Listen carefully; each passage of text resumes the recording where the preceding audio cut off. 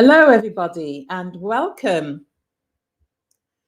A bit late starting today. I've had a few technical problems, but hopefully I'm all ready and raring to go now. So whilst I'm waiting for a few more people to join, just say hi and let me know which part of the world you are joining from today.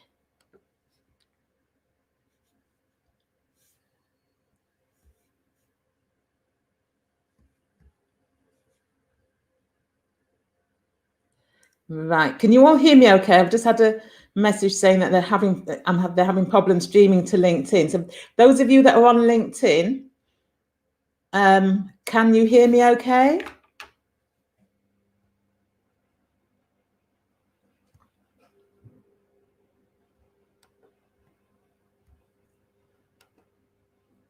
Right, I'm not sure whether it is getting through to LinkedIn. All right, it looks like there's a problem.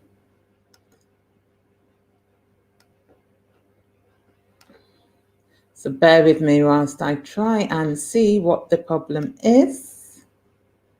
I'm not quite sure what the problem is, why it's not streaming to LinkedIn, but it looks like we've got quite a few people from Facebook on. Just bear with me 1 second. Let me go onto LinkedIn and have a look to see if I can see what the problem is.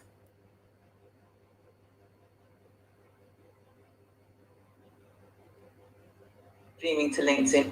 Oh, it seems to be okay. Seems to be okay now. So hello everybody and welcome. A few technical problems, so apologies for that. So yes, let me know where in the world you're joining from today. And I like to make this session interactive, so do type in the comments and ask questions, and I will try and answer as I go along. But because it is only a short time that we have online, I may not get to answer everybody's questions, but what I do is go through after, and where I see that someone has asked questions, I do my best to make time to answer. So the Chartered Management Institute found that 2/3 of British managers admitted to becoming stressed and anxious in anticipation of having difficult conversations. And they found that more than half would do almost anything to avoid having that conversation. And they preferred to put up with a negative situation rather than tackle it. And their study also showed that more than 80% of British managers had never had any training on how to deal with difficult conversations at work. So just out of interest, have you received training on how to have difficult conversations at all? Just type in the comments and let me know if you've had training on how to deliver difficult conversations. Hi, Choma. Hello from Warsaw. Hello from Lebanon. Hello from Belfast. Hello from Texas. Hello from Prague. Great to see you all. So today's session is how to confidently have difficult conversations. And it's as the theme for for International Women's Day this year is choose to challenge. And I'm challenging you all to have those difficult conversations that you have been putting off. And for those of you that don't know me, I'm Carol Stewart. I'm the author of Quietly Visible, Leading with Influence and Impact as an Introverted Woman, which was listed as one of the 10 best self-development books written by women to read during lockdown. I'm an executive and career coach known as the Coach for High Achieving Introverted Women. And I coach women who are senior leaders to be visible, exude presence, influence, and make an impact. And if we're not connected, do follow me here on LinkedIn or send a connection request or join my High Achieving Women Facebook group. Or if you are a senior leader, join my High Achieving Introverted Senior Women LinkedIn group. So what we're going to be covering is why we don't like having those difficult conversations, how to develop your confidence to have them, and I'll share some techniques that you can apply so that you can have them more effectively. And so hopefully by the end of this session, you will have some techniques that you can apply. And if you need further support, I'll direct you where you can go for help. So looking at why we may not like them. So what is the reason? So if you don't like difficult conversations, what's the reason for that? And a number of you have said that you've never had any training on difficult conversations. Morning, Kathleen from United States. So what's the reason why you don't like these difficult conversations?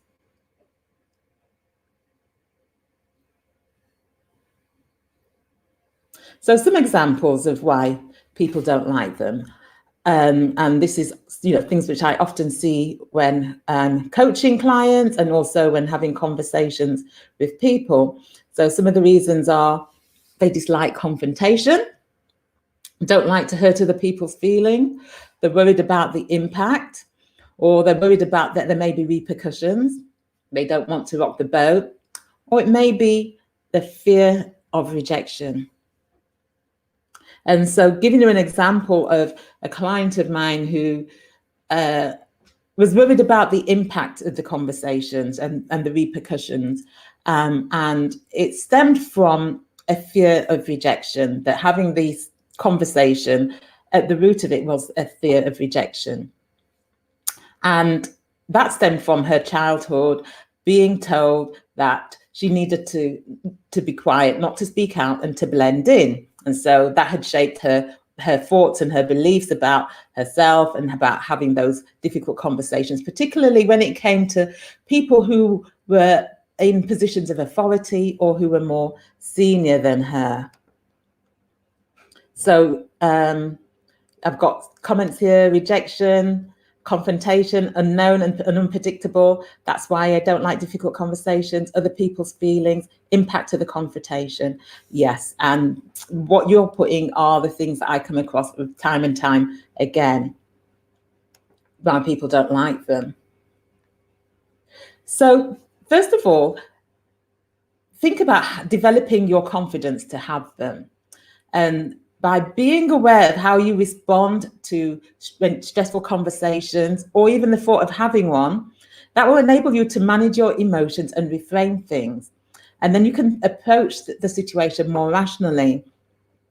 And sometimes, even when you're thinking about it, you're thinking of it as confrontation, or you're thinking that it's going to be challenging. And that, when you're thinking about it as a confrontation, that in itself has a lot of negative connotations, and confrontation is quite an aggressive word. So that's quite a loaded word that can evoke all kinds of emotions. So think about, what are the feelings and emotions that are evoked for you when it comes to having those difficult conversations that you find challenging? And then what are your thoughts and beliefs about yourself, the situation, the person that you need to have that conversation with, and what will happen? And then look at what your responses are to those questions, and then look at how you can reframe it so that you have a more helpful perspective. So, for example, rather than looking at it as a confrontation, you're going to have a conversation with somebody to let them see the impact of their behavior that is having on you, your team, your organization, your department. Or it might be that you are being undermined by a colleague in board meetings and you need to have a conversation with them about it. So rather than being fearful of the confrontation, a way that you could reframe it is that in order for things to improve and your relationship to improve, you need to speak to the individual to let them know the impact of their behavior. And the thing is, they may not even be aware of how they're behaving or the impact that their behavior is having on you. So when it comes to having the conversation, plan how you're going to go about it. So think about, what is the outcome that you want? What do you want to get as a result of having a conversation? What do you want to impart to the person? And what is the changed behavior that you want to see? And think about what your non-negotiables are, so that if they come with a counter argument, be clear about what it is that your non-negotiables are. And when you're speaking to them, avoid using dismissive labels, and keep the conversation evidence-based. So make sure you're talking about factual things that have happened, that you've got evidence to support what it is that you're saying, and make it about their behavior. Don't personalize it, but make it about their behavior, and listen to what they have to say. So actively listen to whatever they bring up about why the situation has happened, or why they've behaved the way that they have, or whatever the situation is. Listen, and listen to understand as well, so that you can also be empathetic to what is going on for them. And even sometimes when you're doing your planning, it's helpful to think about that as well. What could be going on for them, why they may have responded like that. So for example, recently, I was speaking to a client about a difficult conversation that they needed to have. And one of the things that we did was explore what could be going on for that particular individual. And by looking at it from the other person's perspective and putting themselves in the shoes of the other person, it then enabled her to be a bit more empathetic, to understand, well, they may have been under certain pressure as to why they behaved the way that they did. So that made it more easier for her to approach them with that understanding. And when you're having a conversation, make it timely. So if something happens today that you know that you don't want to continue, rather than leaving it for months and letting it happen again and again and again, deal with it in a timely manner. And oftentimes something may happen and you don't address it, you don't respond to it, and you just think, oh, I'll just let this go. And then it happens again and you still don't, and then it happens again and again and again. And each time you don't address it, you feel worse about yourself for not tackling it. Let me just see if there's any comments. So I've got a comment here. I think I worry more about what other people think rather than being assertive with moving towards open communication and change. Thank you for sharing that. And a way in which you can communicate effectively with them is a tool called transactional analysis. And then that is a great tool to use when you are when you're communicating with people and you're wanting to have an effective, difficult conversation. So I won't go too much into the theory of transactional analysis. It's a tool that we can use to analyze our social interactions with others. And the basis of transactional analysis, or you might have heard it called TA, is that we have 3 ego states, namely adult, parent, and child. And we all operate in those states at different times, depending on what the situation is or what the environment is that we're in. But when it comes to certain situations, we tend to have a preference as to what state we operate in.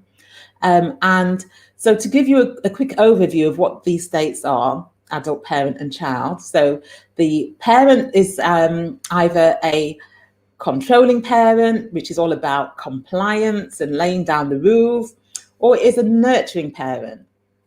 And the adult is a state where we're very self-aware, we're self-regulated, we're thinking logically, and we're able to manage our emotions. And the child is the emotional side, and that can be adapted. So it could be that it is a compliant child, a child that does as it's told, or it could be a free child where they let their emotions rule and they're fun living, they're rebellious and nonconformist. And how these states are shaped with the parent and child state stems from our childhood, in our early years up until, say, about the year of 5. And they're based on how our interactions were with the adults who cared for us in our lives. So either our parents, and the parent state is based on how our parents interacted with us, and the child state is based on how we respond. And oftentimes, as an adult, you may revert to either being the parent or the child. But in order to have an effective conversation or a difficult conversation, it's best to do it from an adult state. So when you're thinking about the conversation, when you're thinking about difficult conversations, think about how you normally will react or respond or speak about a difficult situation. So, oftentimes I've had situations with clients where they become the compliant child. And that's because, as a child, they may have had parents who were controlling parents or were about compliance. And as a result of that, when it comes to difficult or stressful conversations, they resort to that compliant child state. So think about, what would an adult to adult conversation look like? A conversation where you're managing your emotions, you're regulating your emotions, you're thinking logically, you're self-aware, and you're also aware of how that other person is responding. So if you approach the conversation and they respond as in a way where they're sort of become defiant and defensive and rebellious, then rather than you then reacting in that way or reacting in a controlling parent or a nurturing parent way, what would be an adult response to that? Because when you respond in an adult way, they're more likely to respond back in an adult way as well. So we've only got a limited time. I would love to go into more detail about this, but because of the limited time, I recommend that you maybe do a bit of research on transactional analysis, plenty of videos on YouTube, a couple of books which I recommend are I'm Okay, You're Okay by, I think it's Michael Harris, and also The Games People Play, which is by Dr. Eric Byrne, who is the person who developed the theory. So just to wrap up, what we've covered is why you may not like them. We've looked at some of the reasons why you may not like them, looked at ways in which you can develop your confidence to have them. So rather than looking at it as confrontation, which is a very loaded negative word, view it as you're going to have a conversation that will help the person see your point of view, see your perspective, or to understand the impact that their behavior is having on you, the team, the organization, or whatever the situation is, and then reframing how you see that. And I've also looked at how you can effectively go into those conversations, and by planning for them, by how the thinking about what outcomes that you want, what your non-negotiables are, keeping it evidence-based so that you've got evidence rather than it being sort of hearsay or nothing sort of concrete, nothing specific, and making it about the person's behavior and listening to them and making sure that the conversation is timely. And then finally, think about, what does an adult to adult conversation look like? So hopefully now you will have got some techniques that you can apply and be able to make it easier for you to have those difficult conversations. And if you do need further support, then send me a DM, a direct message, to arrange a call to find out how I can support you. So for the next live session, what I'm going to be looking at is self-awareness and how you can develop it. And I believe that self-awareness is key to being a successful leader, being an effective leader, and I'll be covering that more in the next live session. So if you want to find out how you can develop your confidence, influence, and impact, I have a free assessment on my website, aboundingsolutions.com, which will give you some ideas about areas that you can focus on.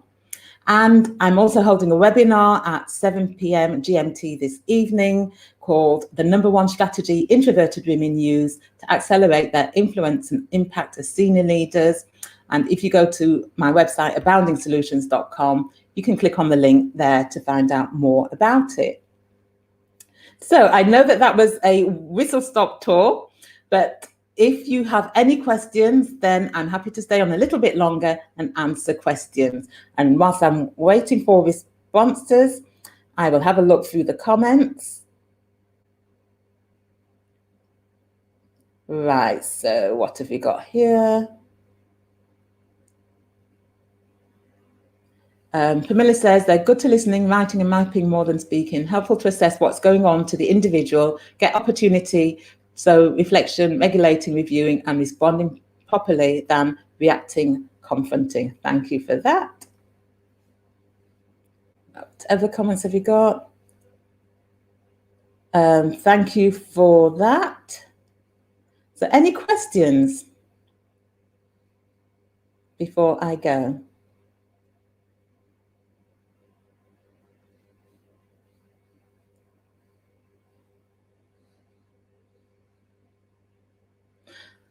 I've got a question here.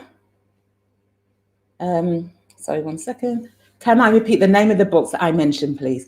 Yes, so, and I meant to bring them down with me, but they're in another room. It's I'm Okay, You're Okay, and that is by, is it Michael Harris? And the other one is The Games People Play, which is by Dr. Eric Byrne. They're fairly old books. When I say old, the I'm Okay, You're Okay book, I was given that many years ago when I did some leadership development training. So you'll be able to find them on Amazon or major bookshops.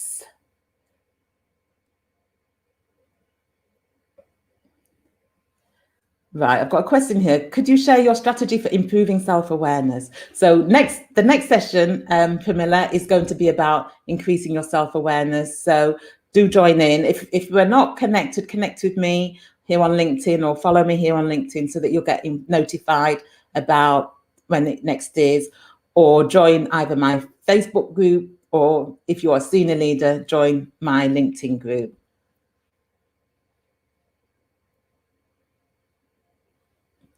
Right, so I've got a question here, how to actually plan an unpleasant conversation. So think about what is the outcome that you want. And if you know what the outcome is that you want and you're clear about what the outcome is that you want, then you can then work backwards and think about what it is that you need to be saying, what is the evidence that you have to support what you're going to be talking about, when did it happen, what are the specifics, what are the behaviors, what is it that you want to see differently? So those are some of the things to be thinking about when you're planning the conversation. And also, what are those things that are non-negotiable? And also, think about how you can be assertive in the conversation as well. So I've talked about using transactional analysis in terms of how you interact with the person, but also be assertive as well. So if you're having a conversation with someone who may be overpowering, then think about, well, if your normal response is if someone who is overpowering, then you back down. Think about, well, what do you need to do to remain in that adult state?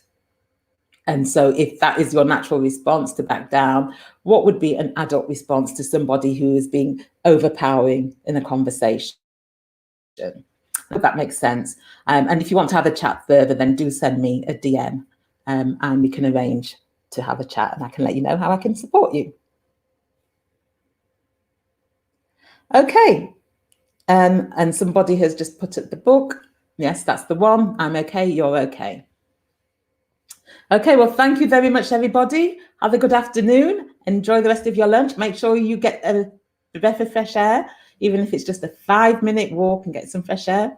And I'll see you next time. Bye.